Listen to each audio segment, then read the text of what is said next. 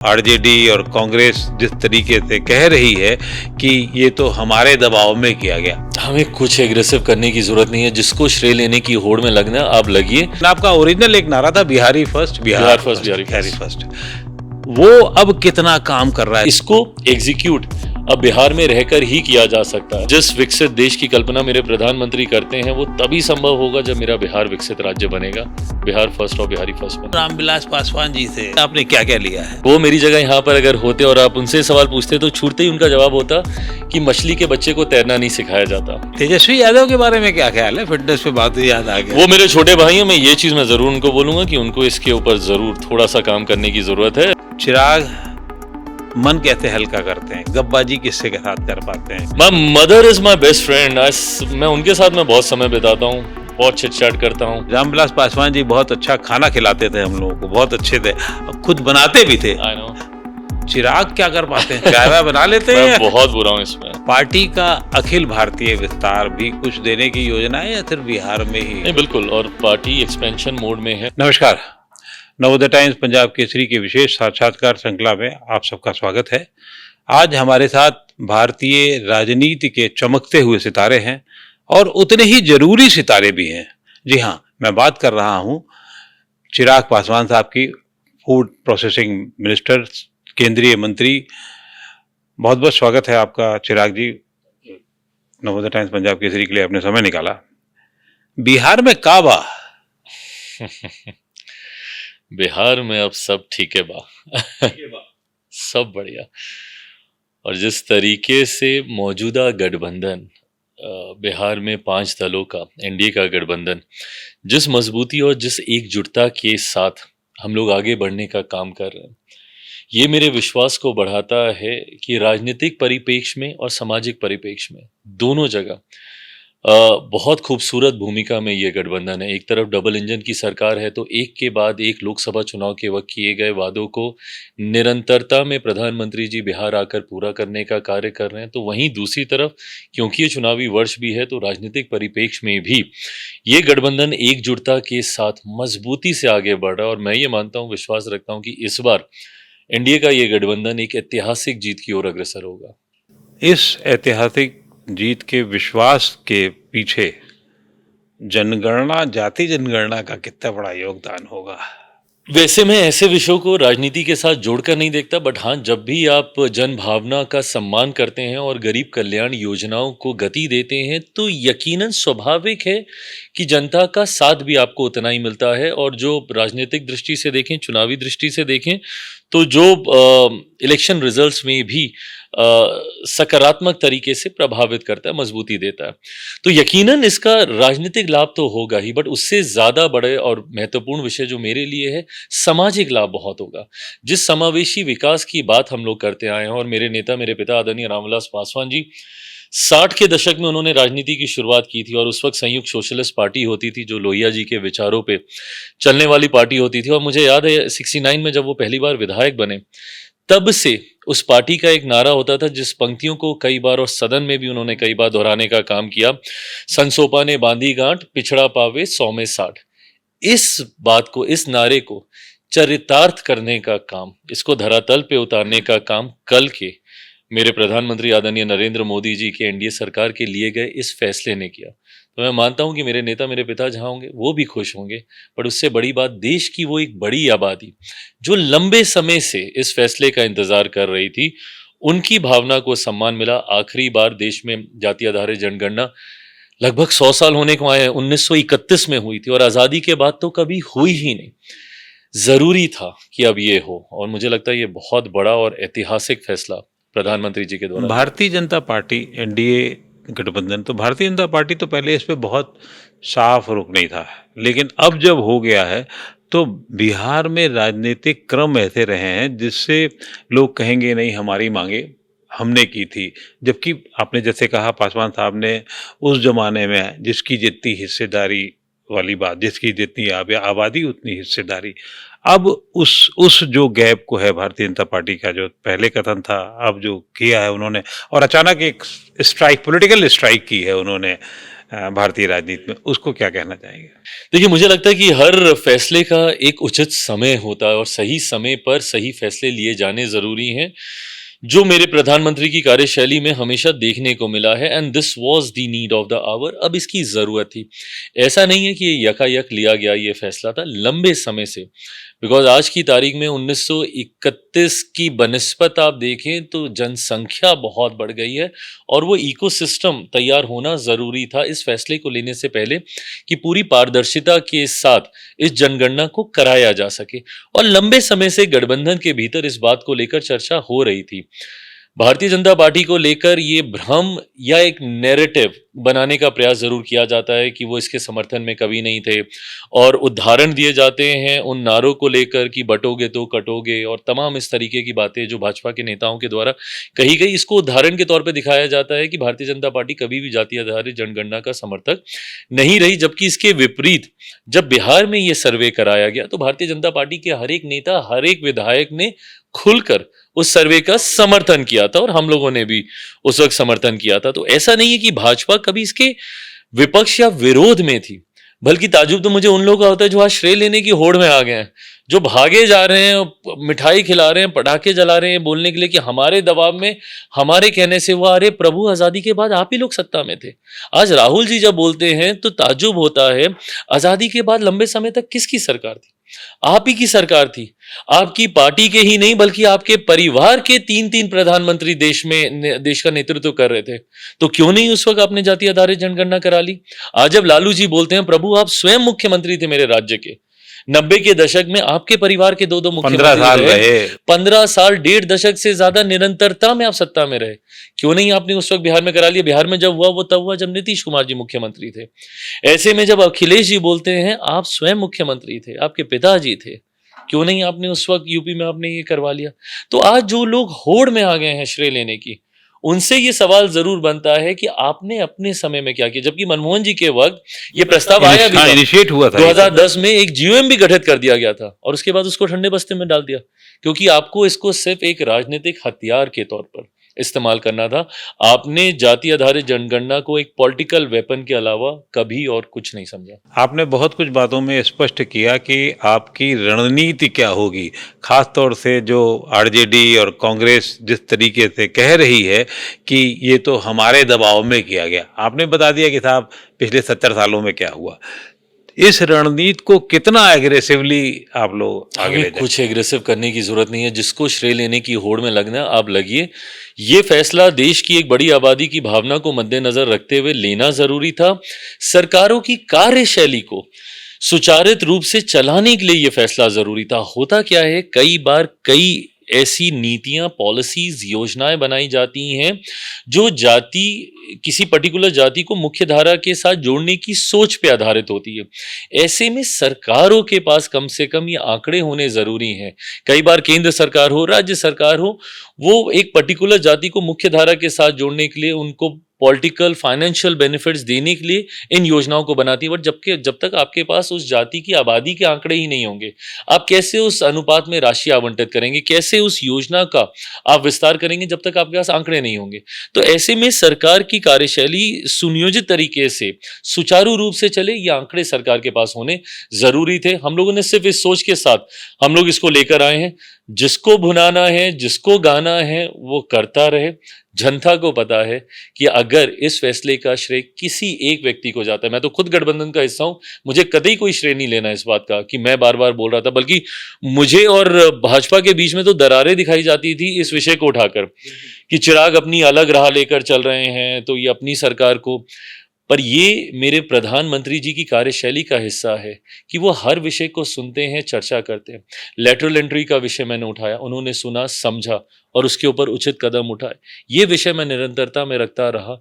जब प्रधानमंत्री जी को लगा कि ये सही समय, उन्होंने फैसला लिया। तो अगर किसी एक व्यक्ति को इसका श्रेय जाता तो वो सिर्फ और सिर्फ मेरे प्रधानमंत्री आदरणीय नरेंद्र मोदी। जैसे राहुल गांधी अब तमाम शर्तें गिनाने की कोशिश कर रहे हैं, कल की प्रेस कॉन्फ्रेंस में भी की थी कि उन्होंने ये कहा कि इसको जल्दी जल्दी लागू किया जाना चाहिए, कब लागू किया जाना चाहिए, चुनाव के पहले अब इनको सब जानना है, सब याद आ रहा है। आप लोगों की क्या स्ट्रेटेजी होगी? इसका पूरा विस्तृत रोड मैप सबके सामने रखा जाएगा। काफ़ी चीज़ों पे काम किया जा चुका है, काफ़ी पक्ष हैं ऐसे जिस पे अभी कार्य करना बाकी है। मुझे लगता है और इसको टाइम बाउंड ही रखा जाएगा, इसको कतई अनंत काल के लिए हम लोग नहीं छोड़ने वाले हैं, समय रहते हुए इसको हम लोग पूरा करेंगे। और साथ ही में मुझे लगता है इसका एक बहुत महत्वपूर्ण पक्ष सामाजिक न्याय को मजबूती देना भी है। और जब आप सामाजिक न्याय को सशक्त करने की बात करते हैं, उस श्रृंखला की ये पहली कड़ी है। आने वाले दिनों में कई और इससे जुड़े हुए फैसले भी हैं। हम लोग की मांग है प्राइवेट सेक्टर में आरक्षण की, हम लोग की मांग है कि आरक्षण के दायरे को और बढ़ाया जाए, कैसे समावेश बाकी और उस वंचित वर्ग का किया जा सके जो संभवतः अभी तक इसका लाभ नहीं ले पाए हैं। तो उस श्रृंखला में ये पहली कड़ी है, अभी कई और कड़ियां जुड़ेंगी। एक बहुत ऊपरी लेवल पे माना जा रहा है कि पिछड़ों को लाभ दिलाने के लिए किया जा रहा है, जबकि असली काम या जो और भी चीज़ें हैं इसमें महिलाओं को एक बड़ा हिस्सा मिलना है, क्योंकि अगले साल पे जो नारी वंदन योजना आई थी तो उसको लागू करने के लिए ये सब चीज़ें ज़रूरी होंगी और एक बड़ा हिस्सा महिलाओं का वो पक्ष में या कोशिश की जाएगी, खासतौर से एनडीए द्वारा की जाएगी। उसी तरीके से दलितों को के लिए भी होने की बात होगी। आपने भी तो कुछ अपने तरीके से वोट बैंक को आगे करने के लिए कुछ किया होगा, सोचा होगा। देखिए, मैं बहुत ज़्यादा जात पात में मैं विश्वास रखता नहीं हूँ, but having said it all, ये एक विडंबना है हमारे देश की। और कई ऐसे राज्य जो खासतौर पे जिस राज्य से मैं आता हूँ, वहाँ पे काफ़ी चीज़ें और ख़ासतौर पे वहाँ की राजनीति ही आधारित जातियों के हिसाब से होती हैं। ऐसे में एक और दुर्भाग्य पक्ष इस बात का ये भी है कि आज भी भेदभाव होता है जाति के आधार पर। आज भी गाहे बगाहे आपको उदाहरण मिलते हैं कि एक दलित युवक को ही घोड़ी पे चढ़ने से रोका जाता है, दलित परिवार को मंदिर में जाने के बाद गंगा जल से मंदिर धुलवाया जाता है या प्रवेश ही नहीं करने दिया जाता। आज भी ये भेदभाव होते हैं। ऐसे में समावेश हो सबका, सबकी उचित भागीदारी हो, उसके लिए ये जानकारी पहले होना ज़रूरी है कि कौन कहाँ कितना, ये जानकारी होनी ज़रूरी है। उस सोच के साथ, और उसमें भी जब आप आरक्षण की भी बात करते हैं तो कई बार जो बड़ी जातियां होती हैं उस वर्ग में वो उसका ज़्यादा लाभ ले जाती हैं और बाकी की जातियां कहीं ना कहीं वंचित रह जाती हैं उससे भी। तो ऐसे में सबका समावेश हो, सबको मौका मिले, सबकी भागीदारी हो, सबका रिप्रेजेंटेशन हो, उस सोच के साथ हम लोग इसको लेकर आए हैं। किसी वोट बैंक को मैं और मजबूत कर लूं या मुझे उसका बहुत कोई राजनीतिक लाभ मिल जाए, ये नहीं, सबका समावेश हो जाए, इंक्लूसिव। सतही तौर पे ये कहा जाता है कि जाति जनगणना पर से ये पता लग जाएगा किसके किसका कितना हिस्सा है और इस हिसाब से नीति बना दी जाएगी और वो सब राजनीतिक कहते हैं। इस देश में नीतियां तो बनती नहीं, लेकिन हो क्या गया, हुआ क्या, मिला किसको क्या? क्या पिछड़ों को, गरीबों को, दलितों को, महिलाओं को मिला? नहीं, देखिए, मैं बाकी सरकारों की तो मैं बात नहीं करूंगा, बाकी सरकारों ने किस सोच के साथ नीतियों का गठन किया, निर्माण किया, उसको इम्प्लीमेंट किया, नहीं किया। बट अगर मैं अपनी सरकार की मैं बात करूं और पिछले 11 साल के कार्यकाल की मैं बात करूं, गरीब कल्याण से जुड़ी हुई जितनी भी योजनाएं हैं, और बहुत बेसिक योजनाओं की मैं बात कर रहा हूं, शौचालय देश में बनाने का जिम्मा देश के सर्वोच्च पद पे बैठे प्रधानमंत्री जी के द्वारा लिया गया। ये एक ऐसी योजना जिसका लाभ आज गांव में रह रही, irrespective of the caste, region, religion, उस महिला को मिल रहा है जिसने शायद कभी इसकी कल्पना भी नहीं की। सोचा। उज्ज्वला योजना का लाभ, कई बार हम लोग के ऊपर आरोप लगाया जाता है कि हम लोग कम्युनल पॉलिटिक्स करते हैं और हम लोग धर्म में बांटते हैं, ये करते हैं। हर उस महिला को मिल रहा है जो उस गांव में रह रही है, उसको दशकों के बाद घर में आज चूल्हा उनको मिला, जल रहा है घर पे।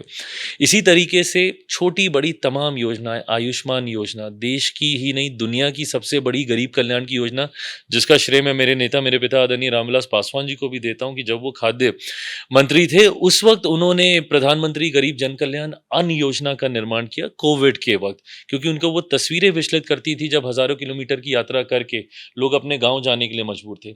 और आज उस योजना के तहत देश में 80 करोड़ लोगों को आज भी मुफ्त में अनाज दिया जा रहा है। तो ये तमाम ऐसी गरीब कल्याण की योजनाएं हैं जो आपको आर्थिक तौर पर बल देती हैं, आपको और मजबूत करने का कार्य करती हैं, जो मुझे लगता है कि हर घर तक और अधिकांश घरों तक पहुंची हैं। जब हम लोग कहते हैं और ये आंकड़े दर्शाते हैं कि 25 करोड़ लोग गरीबी रेखा से बाहर निकले हैं, तो कहीं ना कहीं वो आर्थिक मजबूती तो उनको मिली है। उनको आर्थिक मजबूती मिली है, बिल्कुल सही कह रहे हैं आप। लेकिन एक जो बड़ी बात हुई है, जैसे क्या आपको लगता है कि बिहार में जात आप नहीं मानते हैं या आप, लेकिन आप उस जाल में तो हैं, जातियों के जाल में, तो क्या बिहार से, जहां जिस बिहार में जयप्रकाश नारायण में जाति तोड़ो आंदोलन शुरू किया, जिन्होंने नाम के आगे से जातियां हटा दी, तो कुछ लगता है निकट भविष्य में कभी कुछ बिना जाति के भी बातचीत हो सकती है, या वही हिसाब है, चिराग पासवान इस खेमे में, कुर्मी इस खेमे में, यादव उस खेमे में? उसके लिए ना सबका विश्वास, और जिस मंत्र के साथ मेरी सरकार काम भी कर रही है, सबका साथ, सबका विकास, सबका विश्वास, वो विश्वास जीतना जरूरी है। क्योंकि आज भी ना कई ऐसे राजनीतिक दल हैं जो आपको जात पात के नाम पर बांटने की राजनीति करते हैं। बिहार का एक प्रमुख क्षेत्रीय दल राष्ट्रीय जनता दल, जो कि बड़ी गर्व से जातीयता और सांप्रदायिकता को बढ़ावा देते हुए अपने एम वाई समीकरण की बात करता है। मेरा भी एक एम वाई समीकरण है, बट मेरे एम में महिला है तो मेरे वाई में युवा है, और मैंने पिछली बार 5 सीटों पे महज लोकसभा का चुनाव लड़ा, बट मैंने अपने एम वाई समीकरण को मैंने वहां पे चरितार्थ करके दिखाया। वहां पे उन 5 में से 2 महिलाएं हैं तो 4 युवा हैं। तो मैंने तो नारी शक्ति अधिनियम का भी 100% लागू कर दिया है। उसमें वहां पे उसको लागू करने का काम किया। बट हाँ, ये विडंबना है हमारे राज्य की, बट मुझे लगता है उससे पहले वो विश्वास जीतना हर जाति का जरूरी है। जो लोग उनको आज भी बांटने का काम करते हैं अपने राजनीतिक लाभ से, मुझे लगता है इसके आने से उन जातियों को भी विश्वास होगा कि हमारी भी सोच रखी जा रही है, समावेश। नहीं तो ये लोग कभी मनुवाद की सोच को बढ़ावा देकर, कभी अलग अलग उदाहरण देकर सिर्फ समाज को बांटने का काम करते हैं। बट मुझे लगता है इसके बाद वो समाज भी एकजुट होगा, और इवेंचुअली ना सिर्फ हम बिहारी बनकर सोचेंगे बल्कि भारतीय बनकर। आपने एक एमवाई महिला युवा का बात की, लेकिन आपका ओरिजिनल एक नारा था Bihari first, Bihar first, Bihari first. वो अब कितना काम कर रहा है? सचमुच लोगों में क्या वो पेनिट्रेट किया है, और कितना काम कर रहा है? बिल्कुल पेनिट्रेट कर रहा है, बट और ज्यादा मजबूती से करे। ये प्रश्न आपने पूछा नहीं, बट आपके पूछने से पहले मैं जवाब दे देता हूं। जल्द बिहार वापस जाना भी चाहता हूं मैं, और इसी सोच के साथ जाना चाहता हूं कि बिहार में जाकर, बिहार में रहकर बिहार फर्स्ट, बिहारी फर्स्ट को पूरी तरीके से धरातल पर उतारा जा सके।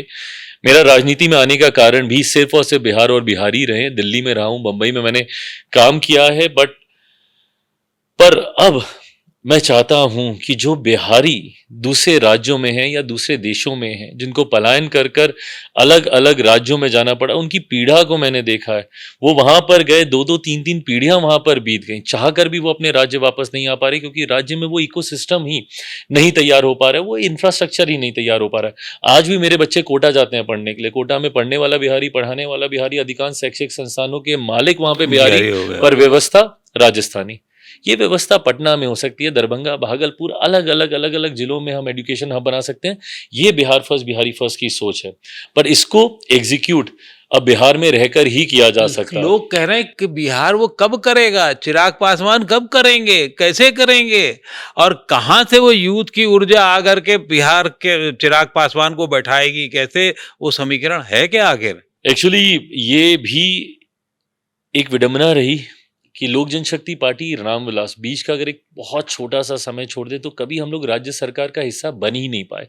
अलग अलग कारणों की वजह से, कभी वो राजनीतिक ताकत नहीं थी, कभी वो प्रेजेंस नहीं था जो विधानसभा में होना जरूरी है। अलग अलग कारणों की वजह से हम लोग कभी बिहार सरकार का हिस्सा बन ही नहीं पाए। बीच में एक बहुत छोटा सा फेज आया था, मुख्यमंत्री नीतीश कुमार जी ही उस वक्त बिहार के मुख्यमंत्री थे, जिस वक्त हम सरकार का हिस्सा बने थे। आज की भी तारीख में मैं केंद्र में जरूर मैं सरकार का हिस्सा हूं, बट बिहार में मैं सरकार का समर्थन कर रहा हूं, मैं सरकार का हिस्सा नहीं हूं। किसी भी डिसीजन मेकिंग बॉडी में मेरा कोई रिप्रेजेंटेटिव नहीं है या मेरा कोई रिप्रेजेंटेशन नहीं है। सो ऐसे में मैं उस भूमिका में जरूर अपने आप को देखना चाहता हूं, और मैं चाहता हूं कि सरकारी एजेंडे का हिस्सा मेरा बिहार फर्स्ट, बिहारी फर्स्ट बने। और जिस विकसित देश की कल्पना मेरे प्रधानमंत्री करते हैं, वो तभी संभव होगा जब मेरा बिहार विकसित राज्य बनेगा, बिहार फर्स्ट और बिहारी फर्स्ट बनेगा। एक आपका विभाग है, फूड प्रोसेसिंग विभाग है केंद्र में। पिछले 11 महीने में बहुत कुछ चीज़ें हुई होंगी, और ख़ास तौर से बिहार को उद्योग की दिशा में ले जाने की दिशा में अगर कुछ काम हो पाया है कि नहीं हो पाया है, वो भी एक समझना चाहेंगे हम। देखिए, खाद्य प्रसंस्करण मैं मानता हूँ सबसे ज़्यादा महत्वपूर्ण और सबसे ज़्यादा निग्लेक्टेड विभागों में से रहा है। जितनी संभावना है इस विभाग की, उसके ना के बराबर अभी हम लोगों ने शुरुआत की है। अनंत संभावनाएं हैं। मेरे प्रधानमंत्री जी की सोच है कि इवेंचुअली भारत को एक ग्लोबल फूड बास्केट के तौर पर दुनिया के सामने प्रस्तुत किया जाए, और ये सामर्थ्य है हम लोगों में। कृषि प्रधान देश है हमारा, जितना उत्पादन हमारे पास होता है, ना सिर्फ हम अपनी हंगर नीड्स को हम पूरा कर सकते हैं, बल्कि उन देशों की हंगर नीड्स को भी हम लोग पूरा कर सकते हैं, जहाँ पे शायद वो कृषि प्रधान नहीं हो या जहाँ पे खाद्य पदार्थों की अभी भी कमी हो। ऐसे में कई देशों के साथ फूड सिक्योरिटी कॉरिडोर्स भी हम लोग तैयार कर रहे हैं। यूएई के साथ इस तरीके का कॉरिडोर हम लोग का तैयार हो रहा है। अलग-अलग देशों के साथ ये बातचीत हमारी चल रही है। इसके माध्यम से मैं चाहता हूं कि दुनिया का कोई ऐसा डाइनिंग टेबल ना हो जहां पे भारतीय कम से कम एक व्यंजन तो जरूर वहां पे मौजूद हो। और वो कैसे होगा? वो खाद्य प्रसंस्करण के माध्यम से होगा। इस दिशा में जब से मुझे ये जिम्मेदारी मिली, हम लोगों ने ना सिर्फ एक्सपोर्ट्स में हम लोगों ने लगभग दुगना उसको करने का हम लोगों ने कार्य किया है, बल्कि हम लोगों ने मेरे राज्य में मैं काफ़ी निवेश लेकर गया हूँ। देश के अलग-अलग कोने में ना सिर्फ राष्ट्रीय जो इस सेक्टर से जुड़े हुए बिग प्लेयर्स हैं, बिग लीडर्स हैं, ना सिर्फ उनके एक्सपेंशन प्लान्स बड़े हैं, उनका निवेश बड़ा है, बल्कि ग्लोबली भी मुझे मेरे प्रधानमंत्री जी ने वर्ल्ड इकोनॉमिक फोरम में भारत को रिप्रेजेंट करने का मौका दिया, जो मेरे लिए एक फर्स्ट टाइमर मंत्री के लिए बहुत बड़ी बात थी कि इतनी जल्दी, महज 7-8 महीने ओल्ड था मैं उस वक़्त जब मुझे ये मौका मिला। वहाँ पे भेजा, वहाँ से भी मैं निवेश लेकर आया। तो विदेशी कंपनियाँ भी, और मुझे खुशी इस बात की होती है कि जिस तरीके से दूसरे देश भारत को एज़ अ डेस्टिनेशन देख रहे हैं, not only because we have 1.4 billion population but also the kind of brains that we have here, research and development की भी सोच के साथ वो लोग भारत में आना चाह रहे हैं, जिसके लिए हम लोग इंडस्ट्री के साथ कोलैबोरेट करके हम लोग उस रास्ते को आसान करने का कार्य कर रहे हैं। ईज़ ऑफ बिज़नेस हो, सिंगल विंडो क्लियरेंसेस हम लोग दे रहे हैं। बट हाँ, एक लंबी मांग जो मेरे विभाग की लंबे समय से रही, खाद्य प्रसंस्करण के साथ लोग स्किल होकर जुड़ना चाह रहे हैं, इसका ज्ञान लेना चाह रहे हैं। और अभी तक देश में मात्र सिर्फ 2 ही निफ्टम थे, जो फूड प्रोसेसिंग इंस्टीट्यूट है जो मेरे विभाग के अंतर्गत आता है। एक तांजावुर में था और एक कुंडली में। इस बार माननीय वित्त मंत्री साहिबा के द्वारा तीसरे निफ्टम की भी घोषणा की गई है, जो मेरे ही गृह इलाके राज्य में हो रहा बिहार में खुलने जा रहा है। बट हाँ, अभी भी it's a long way to go. Sky is the limit इस क्षेत्र में अभी। है। चिराग पासवान का नाम जब जाना जाता है तो ठीक है, युवाओं में बहुत है, उनकी पॉपुलैरिटी है। दलितों में बहुत ज़्यादा एक उनके लिए बहुत इच्छाएं हैं, बहुत सारा वो है। लेकिन बिहार में, इसी बिहार में दलितों को लेकर के तोड़ने की कोशिश की गई आज से 10-12 साल पहले। दलितों को महादलित बना दिया गया और फिर अब आपने उस पूरे क्रम को कैसे अपने हिस्से में किया? क्योंकि आप तो अब तक जब से सत्ता में आए तब से 15-16 तो सांसद दे चुके हैं, अगर टोटल क्रम जोड़ा जाए आप उसको, तो कैसे आपने तोड़ा उसको? ये एक मानसिक सोच है और कुछ नहीं। और जब आप इस सोच को बदलते हैं, अपने आप पूरा दृश्य धीरे-धीरे बदलने लगता है। पहली बात तो मैं दलित, महादलित इन चीज़ों में मैं मानता ही नहीं।